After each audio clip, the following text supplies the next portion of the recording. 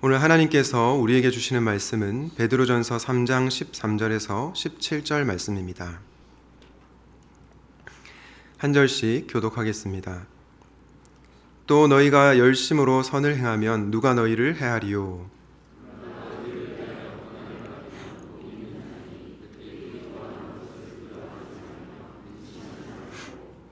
너희 마음에 그리스도를 주로 삼아 거룩하게 하고 너희 속에 있는 소망에 관한 이유를 묻는 자에게는 대답할 것을 항상 준비하되 온유와 두려움으로 하고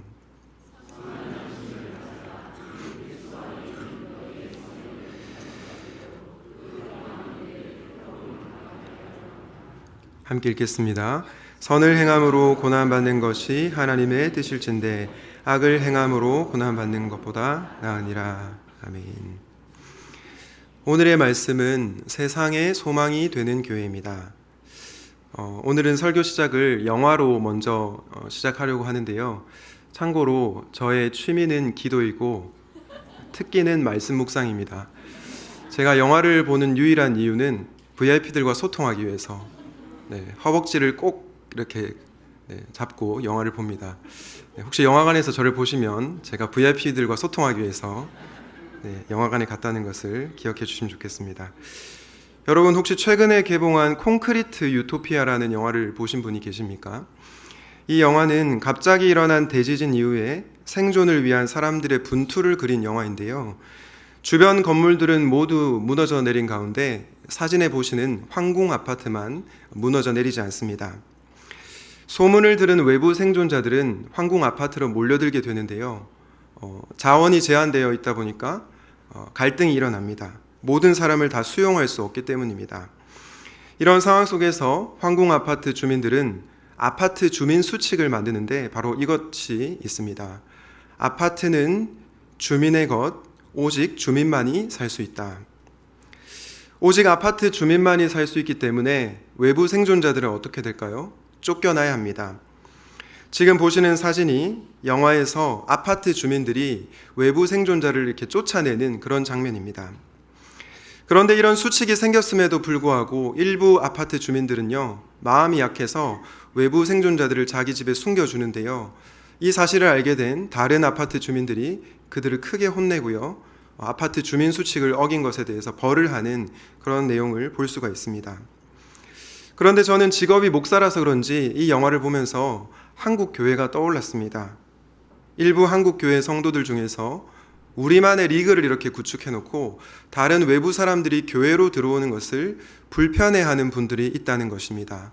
특별히 나와 성향이 다른 사람을 교회에 오지 못하게 배척하고 배제하는 사람들이 있다는 것이죠. 사실 예수님을 믿지 않는 분들이라면 그 누구라도 교회에 나와서 예수님을 믿어야 하고요. 또 그분들이 예수님을 믿고 변화된 삶을 살아가는 것이 당연하지 않겠습니까?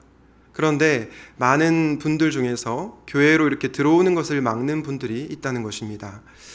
이런 일부 기독교인들의 행위로 인해서 비기독교인들이 교회를 향해 욕을 하고 손가락질을 하는 것 같습니다. 그렇다면 여러분, 교회는 도대체 어떤 공동체가 되어야 할까요? 저는 교회가 이 세상과 분리된 공동체가 아니라 세상 속의 공동체, 세상 한가운데로 들어가는 공동체가 되어야 한다고 믿습니다.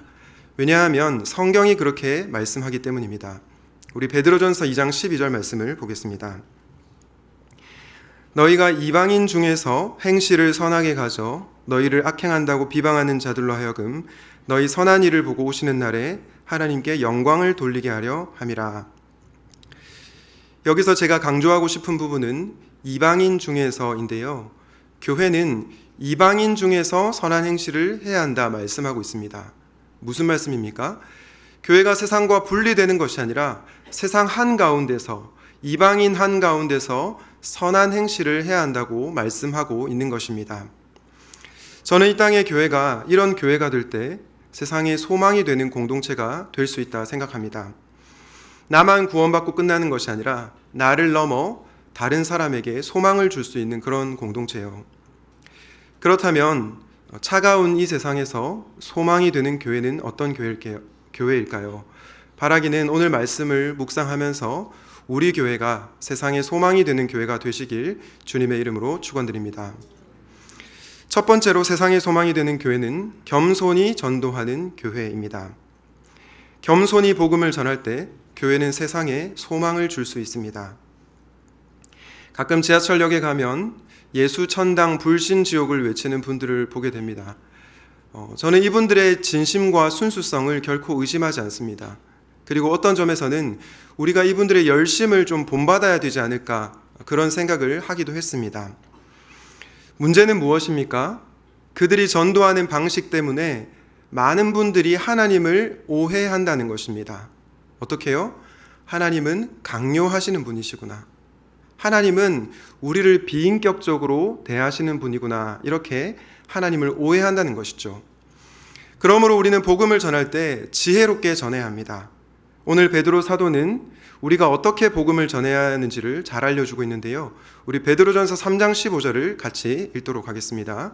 시작. 너희 마음에 그리스도를 주로 삼아 거룩하게 하고 너희 속에 있는 소망에 관한 이유를 묻는 자에게는 대답할 것을 항상 준비하되 온유와 두려움으로 하고. 너희 속에 소망에 관한 이유를 묻는 자에게 대답할 것을 항상 준비하되 어떻게 하라고 합니까? 온유와 두려움으로 하라. 저는 이 단어를 온유와 두려움이라는 단어를 겸손으로 바꿔 부를 수 있다고 생각합니다. 여러분, 겸손의 첫 번째 특징인 온유, 이 온유에는 어떤 뜻이 있을까요? 헬라어 원어로 보면 온유에 이런 뜻이 있습니다. 상대방을 존중하면서. 여러분, 상대방을 존중하는 사람은 어떤 사람입니까? 겸손한 사람입니다. 왜냐? 겸손한 사람은요, 상대방을 존중하고 상대방의 이야기에 귀를 기울이기 때문입니다. 상대방을 무례하게 대하는 것이 아니라 굉장히 인격적으로 대하는 것입니다. 우리가 이런 겸손한 교회가 될 때 세상은 우리를 보고 매력을 느낄 것입니다. 저는 저와 여러분이 무례한 기독교인이 되는 것이 아니라 겸손한 기독교인이 되시면 좋겠습니다. 두 번째로 두려움으로 하라. 이 말은 어떤 뜻일까요? 두려움으로 하라라는 것은요, 사람에 대한 태도를 나타내기보다 하나님에 대한 태도, 하나님을 향한 태도를 말합니다. 너희 속에 있는 소망에 관한 이유를 묻는 자에게 대답할 것을 항상 준비하되 사람에게는 정중하게, 사람은 굉장히 예의를 갖춰서 대하지만 하나님은 어떻게? 두려워하면서 복음을 전하라고 말씀하고 있는 것입니다. 무슨 말입니까? 이 말은 사람 위에 하나님이 계신다. 그 어떤 사람도 하나님보다 높아질 수 없다는 것을 기억하고 복음을 전하라는 것입니다. 제가 청년 사역을 하면서 감사하게도 많은 VIP들을 만나게 됐는데요. 청년들이 교회 다니지 않는 자기 친구들을 교회로 데려옵니다. 그러면서 제가 그 친구들과 자연스럽게 관계를 맺게 됐습니다. 이 친구들 중에 어떤 사람은 예수님을 믿고 세례를 받은 분도 있고요. 또 어떤 이는 복음을 들었지만 거부한 이도 있었습니다. 그리고 아직 고민 중인 분도 있습니다. 이렇게 제가 복음을 전하다 보니 상대적으로 복음을 받아들이지 않는, 상대적으로 좀 더 복음을 받아들이지 않는 그런 유형을 발견하게 되었습니다. 이분들에게는 공통점이 하나 있었는데요. 바로 이것입니다. 내가 노력하면 모든 것을 다 할 수 있다. 내가 노력하면 모든 것을 다 이룰 수 있다라고 생각하는 분들이었습니다. 실제로 이런 분 중에서 자수성가한 분들이 많았고요. 또 가정 환경과 주변 환경이 너무나 평안한 분들이 많이 있었습니다. 사실 너무 감사한 일이죠. 하지만 내가 노력하면 모든 것을 다 할 수 있다고 생각하니 예수님이 필요하지 않습니다. 하나님의 은혜를 상대적으로 받아들이기 더 어려워했던 것입니다.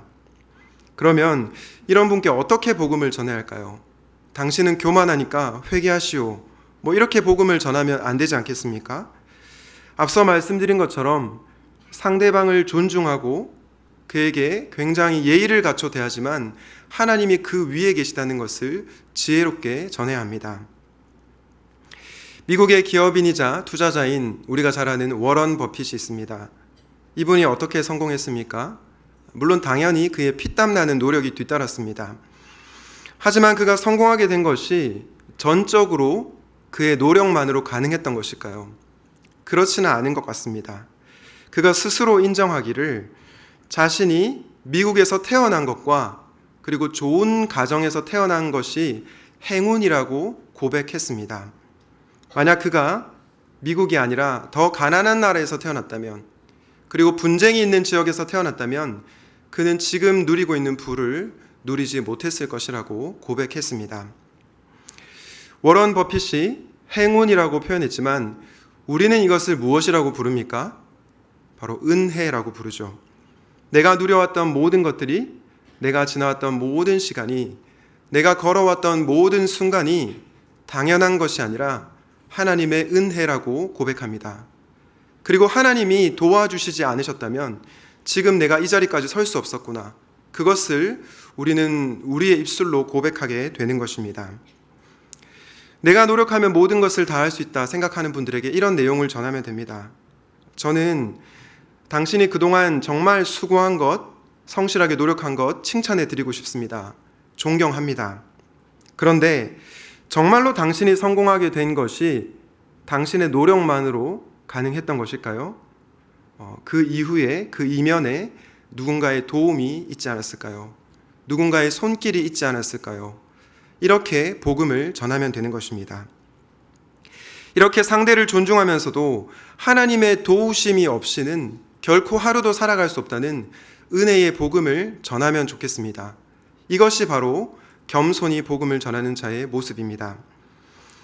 저는 여러분들이 타인을 존중하지만 복음의 진리를 전하는 것을 두려워하지 않으면 좋겠습니다. 사랑하는 샘물 성도 여러분, 혹시 여러분 주변에 아직 복음을 듣지 못한 분들이 계십니까? 그렇다면 겸손히 복음을 전해 보십시오. 저는 이번 추석 기간이 그 기간이 되리라고 믿습니다. 여러분의 가족들과 친척들에게 겸손하게 복음을 전해 보십시오. 그렇게 할 때 성령 하나님께서 여러분을 사용하셔서 놀라운 일을 일으키실 것입니다. 바라기는 겸손히 전도하는 교회가 되시길 주님의 이름으로 축원합니다. 세상의 소망이 되는 교회의 두 번째 모습은 어떤 모습일까요? 바로 선으로 대답하는 교회입니다. 교회가 세상을 향해 선을 행할 때 세상은 교회를 보고 소망을 품게 됩니다. 저는 최근 한국 사회를 지배하고 있는 정서가 분노와 억울함이라는 생각이 드는데요. 왜 이런 감정이 생길까 생각했을 때 아마 우리가 성실하게 살아가는데, 그리고 선하게 살아가는데 주변의 사람들과 환경이 잘 바뀌지 않아서 이런 분노도 생기게 되고 또 억울함이나 부러움도 생긴다고 생각을 합니다. 그래서 어떤 이는 이 분노와 억울함을 타인에게 표출하기도 하고요. 혹은 스스로 목숨을 끊는 경우도 있습니다. 그리고 이런 세상에, 이런 문화의 영향을 받는 우리도 이 정서로부터 완전히 자유롭기는 어려운 것 같습니다. 그러면 분노가 생기고 억울함이 생길 때 타인을 공격해야 할까요? 스스로를 학대해야 될까요? 당연히 그렇지 않죠. 그렇게 하면 저와 여러분의 영혼만 파멸됩니다.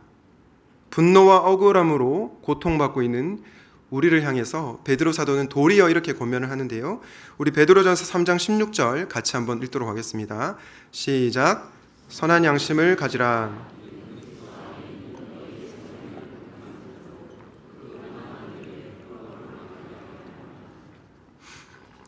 여러분, 16절에서 베드로가 선한 양심을 가지라, 그리고 너희의 선행이라는 표현을 쓰고 있는데요. 왜 베드로는 믿음을 얘기하지 않고 선한 양심, 선한 행실을 얘기했던 것일까요? 두 가지 이유가 있습니다. 하나는 믿음과 선한 양심은 결코 분리될 수 없기 때문이고, 다른 하나는 선한 양심은 세상과 소통하는 그리스도인의 언어이기 때문입니다. 여러분 잘 한번 생각해 보십시오. 여러분 주변의 VIP들이 어떻게 교회로 오게 되었습니까? 여러분의 믿음을 보고 오셨습니까? 여러분의 행위를 보고 오셨습니까? 아마 대부분은 여러분의 행실을 보고 오셨을 것입니다. 물론 우리가 믿는 하나님을 보고 교회로 옵니다. 그런데 그 믿음이, 우리 안에 있는 믿음이 선한 행실로 드러났기 때문에 믿지 않는 자들이 교회로 오게 되고 하나님을 믿게 되는 것입니다.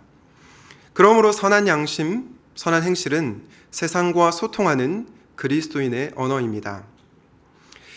특별히 우리의 선행을 욕하고 박해하는 자들에게 지속적으로 선을 행할 때 어떠한 결과가 나타납니까? 두 가지 반응이 나타나죠. 하나는 계속해서 핍박하거나 다른 하나는 그들이 부끄러움을 느끼고 변화가 되거나. 물론 우리는 어떤 결과가 나올지는 알 수 없습니다. 그러나 분명한 것은 분명히 우리의 선한 행실을 보고 변화되는 사람들이 있더라는 것입니다. 제가 이번 주에 점심을 먹고 교육자분들과 산책을 하다가 우연히 한 교육자분으로부터 한 남자의 회심에 대해서 듣게 되었습니다. 그런데 듣다 보니까 그 예화가 오늘 설교 말씀과 너무 이렇게 매칭이 잘 돼서 제가 오늘 예화를 바꾸었습니다. 정말로 행동거지가 별로인 한 남편이 있었다고 해요. 이 남편은 1984년 어느 날 여느 날과 마찬가지로 밤늦게까지 술을 마시고 새벽 2시에 집에 들어왔다고 합니다. 이 남편에게 당시 나쁜 습관이 하나 있었는데 술을 먹고 아무리 늦게 들어와도 꼭 집에 와서 밥을 먹어야 했다고 했습니다. 여러분, 그러면 이 남편이 어떻게 하면 될까요? 혼자 햇반을 돌려 먹든지 스스로 밥을 차려 먹으면 되지 않습니까? 그런데 이 강 큰 남편이 새벽 2시에 아내를 깨워서 밥을 차리시오 이렇게 한 것입니다. 새벽 2시, 새벽 3시 시간에 상관없고 무조건 집에 오면 그 아내를 깨워서 밥을 차리라고 했다는 것입니다. 완전히 정신이 나간 남편이죠. 네. 그럼에도 불구하고 아내는 매번 남편을 위해서 밥상을 차렸습니다. 어느 날 하루는 남편이 이상하게 아내를 깨우고 싶지 않았다고 했습니다. 방에 들어갔더니 아내가 잠들어 있었죠. 머리맡에 성경책이 있는 걸 보니 성경을 읽다가 잠들었나 생각이 들었습니다. 그런데 엎드린 아내의 얼굴 밑에 하얀 노트가 있었는데요. 그 노트를 꺼내서 그 노트에 적힌 글을 읽었다고 합니다. 그 글은 어떤 내용이냐면 다음과 같습니다. 나는 오늘도 버스를 타고 수유리 너머로 갔다. 시골길을 하염없이 걸으면서 오늘도 어김없이 죽음을 생각했다. 약을 먹고 죽을까? 아니면 손목을 그어서 죽을까? 그러나 그것은 내가 취할 길이 아님을 다시 한번 확인하고 돌아왔다. 나를 살리기 위해 십자가에서 돌아가신 주님께서 주님의 뜻을 위해 내게 주신 남편이므로 나는 사랑해야만 한다. 나는 할 수 없지만 주님께서 사랑하라 명령하심으로 나는 사랑해야만 한다. 주님 도와주십시오. 나의 약함을 아시지 않습니까? 여러분, 이 노트는 눈물로 여기저기 얼룩져 있었다고 합니다. 남편이 아내의 글을 읽는 순간 도저히 잠을 이룰 수가 없었다고 했습니다. 심장이 멎는 것 같았고 귀에서는 커다란 북소리가 들렸다고 합니다.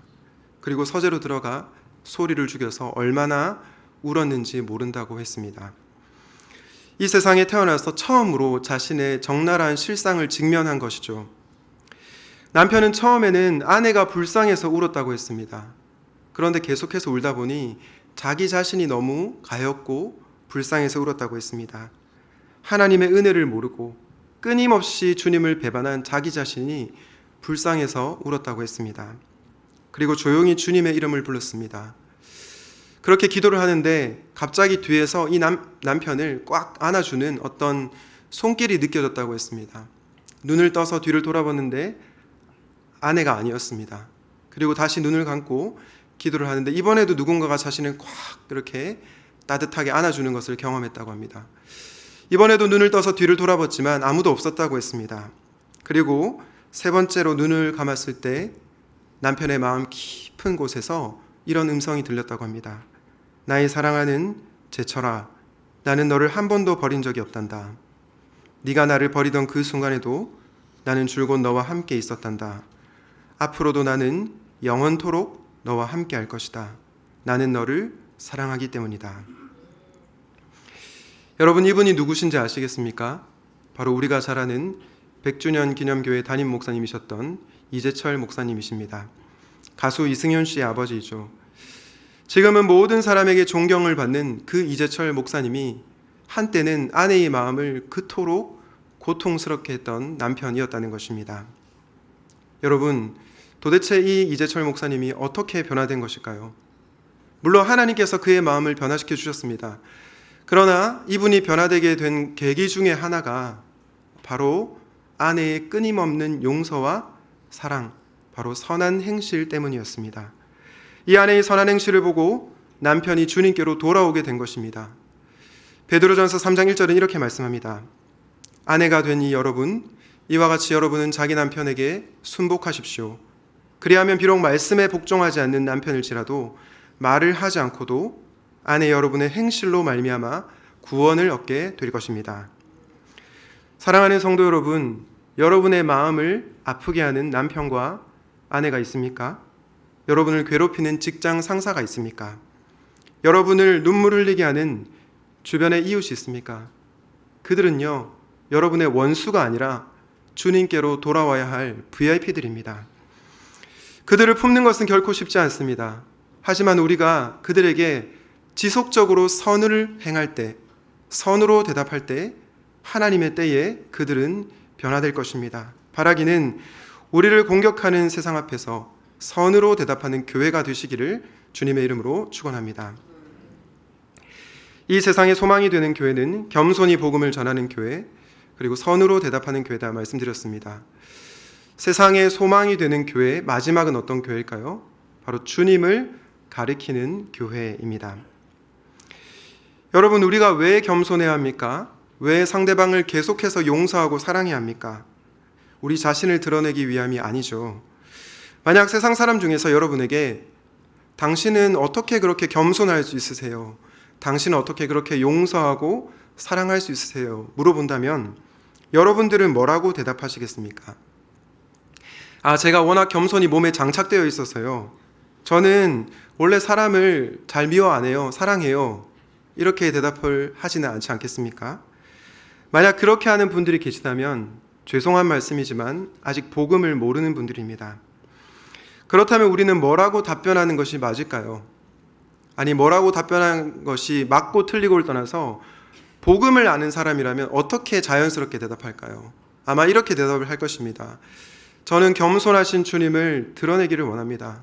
저는 저 사람을 용서할 수 없어요. 저 사람을 사랑할 수 없어요. 그런데 우리 주님 때문에 한 번 더 용서하고 한 번 더 사랑해 보려고 합니다. 우리가 이렇게 대답하는 이유는요, 실제로 그러하기 때문입니다. 여러분은 기독교와 타 종교의 결정적 차이가 뭐라고 생각하십니까? 저는 여러 가지가 있지만 기독교의 핵심적인 중요성은 바로 성육신과 십자가에 있다고 봅니다. 여러분, 세상에 그 어떤 신이 인간이 되셨습니까? 세상에 그 어떤 신도 인간 세계로 들어오지 않습니다. 사람이 되시지는 않는 거죠. 그러나 우리 예수님은요, 하나님이심에도 불구하고 하나님과 동등됨을 취할 것으로 여기지 않으셨습니다. 자기를 비워 종의 형체를 가지사 사람이 되셨고요. 그리고 십자가에 죽기까지 복종하셨습니다. 이 예수님으로 인해서 우리가 겸손이 무엇인지를 어렴풋하게 발견하게 되는 것입니다. 그리고 그분의 본을 따라 겸손히 살아가는 것입니다. 또한 우리 주님은 무엇의 대명사이십니까? 주님은 용서와 사랑의 대명사이십니다. 주님은 자신에게 침을 뱉고 모욕하고 조롱하는 자들 앞에서도 악으로 대응하지 않으셨습니다. 악을 악으로 갚지 않고 선으로 갚으셨습니다. 아버지여, 저들이 하는 일을 저들이 알지 못함이니이다. 저들을 용서하여 주시옵소서. 그리고 십자가의 길을 묵묵히 걸어가셨습니다. 우리도 마찬가지입니다. 저와 여러분도 이 예수님으로 말미암아 우리에게 악을 행하는 자들에게 선으로 대답을 하는 것입니다. 내 힘으로는 비록 용서하고 사랑할 수 없지만 주님의 은혜를 기억하고 그 사랑 때문에 한 번 더 용서하고 한 번 더 사랑을 실천하게 되는 것입니다. 그리고 누군가가 당신 어떻게 그렇게 사랑할 수 있어요? 라고 물었을 때 나를 용서해 주신 그리스도의 사랑 덕분입니다.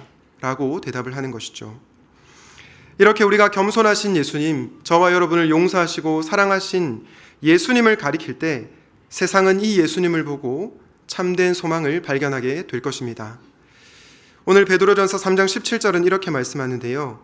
선을 행함으로 고난받는 것이 하나님의 뜻일진데 악을 행함으로 고난받는 것보다 나으니라. 여러분, 선을 행함으로 고난받는 것 정말 쉽지 않죠. 우리가 어떻게 선을 행함으로 고난을 당하는 것을 감당할 수 있습니까?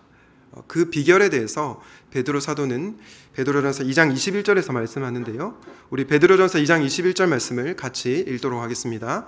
시작. 이를 위하여 너희가 부르심을 받았으니 그리스도도 너희를 위하여 고난을 받으사 너희에게 본을 끼쳐 그 자취를 따라오게 하려 하셨느니라. 21절 처음에 이를 위하여 너희가 부르심을 받았다라고 하는데요.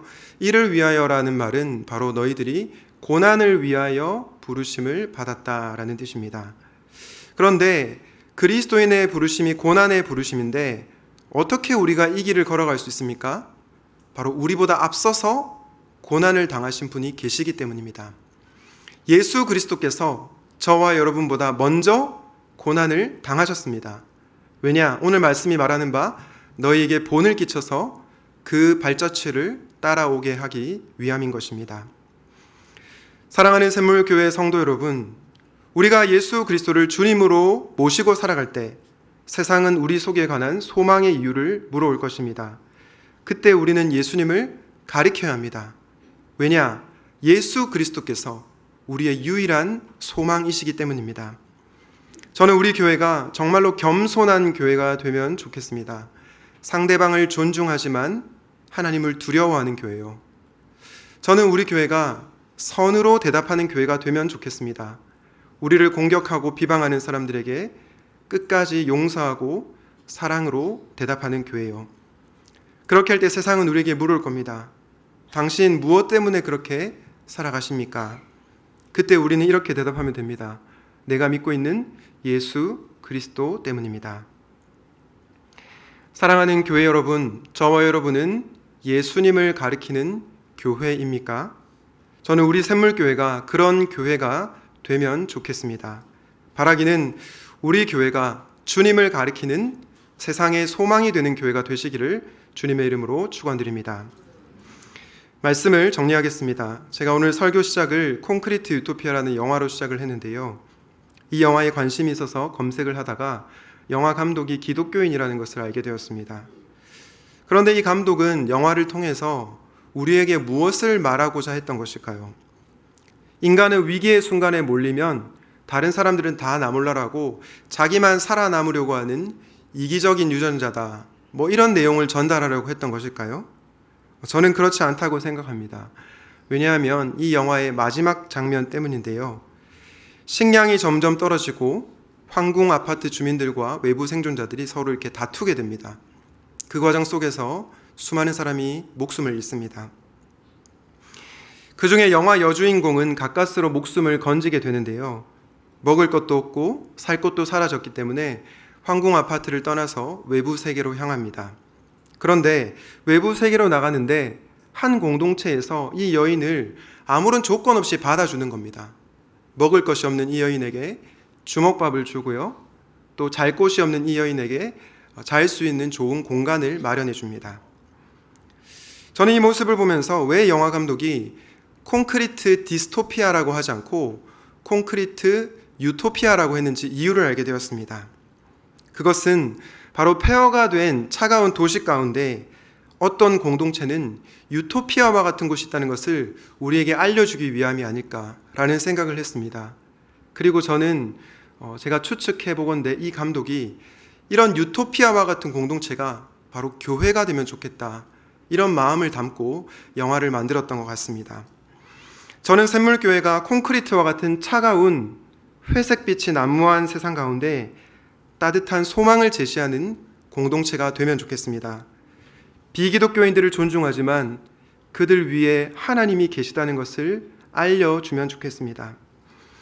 그리고 세상 사람들이 우리의 선행을 욕한다고 해도 계속해서 선으로 대답하는 공동체가 되면 좋겠습니다. 그렇게 할 때 세상은 우리에게 물어올 것입니다. 당신들 도대체 왜 그렇게 살아가십니까? 그때 우리는 마치 달을 가리키는 손가락처럼 예수 그리스도를 가리키면 됩니다. 내 삶의 소망이 되시는 그분이요. 그리할 때 세상은 주님을 보고 소망을 갖게 될 것입니다. 사랑하는 교회 여러분, 세상과 분리되어 살지 말고 세상 한가운데 살아가십시오. 그리고 겸손히 복음을 전하고 인내와 사랑으로 용서로 대답하십시오. 그리고 여러분에게 소망에 관한 이유를 물어볼 때 내가 믿고 있는 유일한 소망이신 예수 그리스도를 가리키십시오. 그렇게 하심으로 세상의 소망이 되는 교회가 되시기를 우리 주님의 이름으로 축원드립니다. 아멘. 오늘 말씀을 기억하면서 교회여 일어나라 함께 찬양하도록 하겠습니다. 사랑과 은혜가 풍성하신 하나님 아버지, 저희를 주님의 몸된 교회로 불러주셔서 감사드립니다.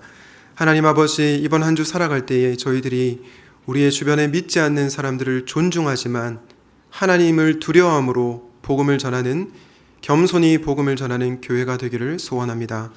하나님, 우리가 이 세상에 살아가면서 때로는 오해도 많이 받고 억울한 일도 많이 겪게 됩니다.